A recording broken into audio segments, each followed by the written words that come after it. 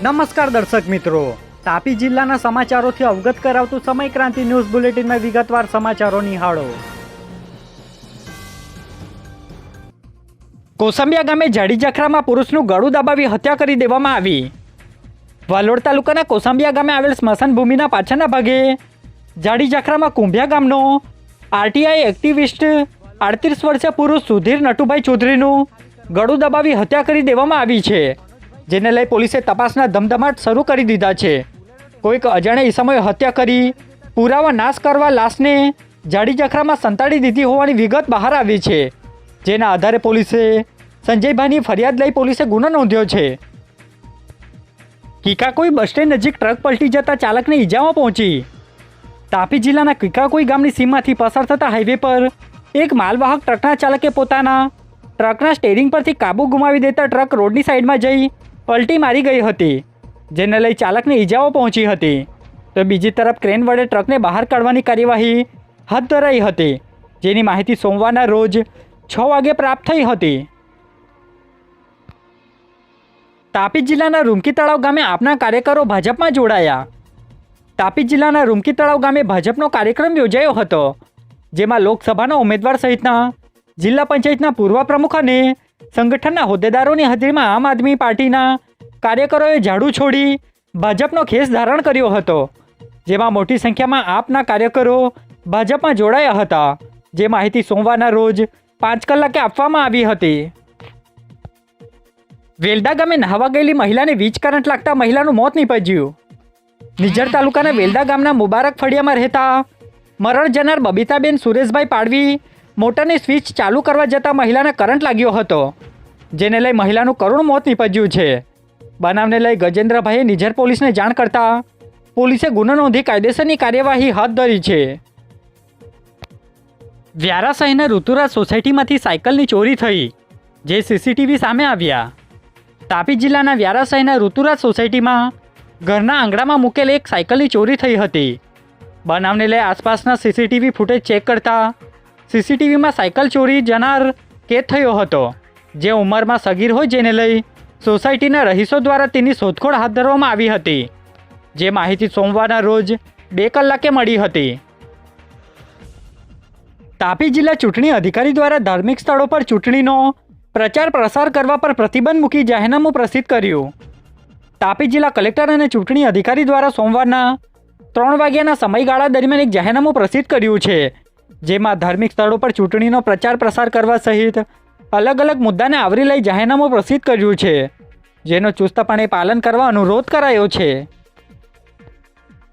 Tapi police ભવનના હોલમાં એસપીની હાજરીમાં ડીવાયએસપીનો વિદાય સમારોહ યોજાયો। તાપી જિલ્લાના પોલીસ ભવનના હોલમાં જિલ્લાના એસપીની હાજરીમાં વિદાય સમારંભનો કાર્યક્રમ યોજાયો હતો, જેમાં જિલ્લાના ડીવાયએસપી સીએમ જાડેજાની બદલી થતાં તેમનો વિદાય સમારોહનો કાર્યક્રમ યોજાયો હતો, જેમાં જિલ્લાના પોલીસ અધિકારીઓ અને કર્મચારીઓ હાજર રહ્યા હતા, જે કાર્યક્રમ 2 વાગ્યાની આસપાસ યોજાયો હતો। વ્યારામાં એનપીજે કોમ્પ્લેક્સમાં એક દુકાન માલિકે જાહેરનામાનો ભંગ કર્યો, પોલીસે ગુનો દાખલ કરી કાર્યવાહી હાથ ધરી। તાપી જિલ્લા એસઓજી ટીમના માણસોને મળેલી બાતમીના આધારે વ્યારા ઉનાઈ નાકા પાસે આવેલા એનપીજે કોમ્પ્લેક્સમાં હેર આર્ટની દુકાન જે તે માલિકે ભાડે આપી હતી, જેની નોંધ કાયદાકીય રીતે કોઈપણ જગ્યાએ નહીં કરાવતા દુકાન માલિક સંજયભાઈ ચૌધરી વિરુદ્ધ જાહેરનામા ભંગ હેઠળનો ગુનો દાખલ કર્યો છે, જેની માહિતી સોમવારના સાંજે 4:30 વાગ્યાની આસપાસ મળી હતી। સોંગઢ તાલુકાના ઉકાઈ ખાતે રાજ્યના આદિજાતિ મંત્રીની હાજરીમાં બેઠક યોજાઈ।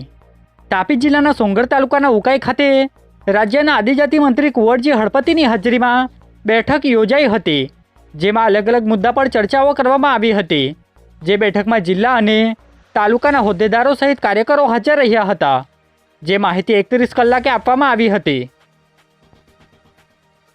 શહેરના શિવાજીનગરમાંથી પોલીસે વિદેશી દારૂ સાથે મહિલા આરોપીને ઝડપી લીધી।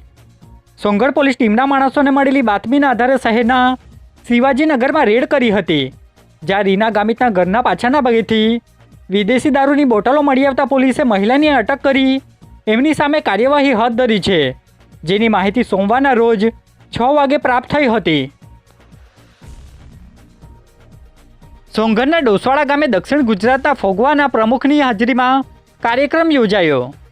તાપી જિલ્લાના સોંગઢ તાલુકાના ડોસવાડા ગામે દક્ષિણ ગુજરાતના ફોગવાના પ્રમુખ અશોક જીરાવાલા અને તાપી જિલ્લાના શિવમ સોનીની હાજરીમાં કાર્યક્રમ યોજાયો હતો, જેમાં વિવર્સમાં ખાસ કરીને મહિલાઓને પ્રાધાન્ય આપવા માટેની ચર્ચાઓ કરવામાં આવી હતી.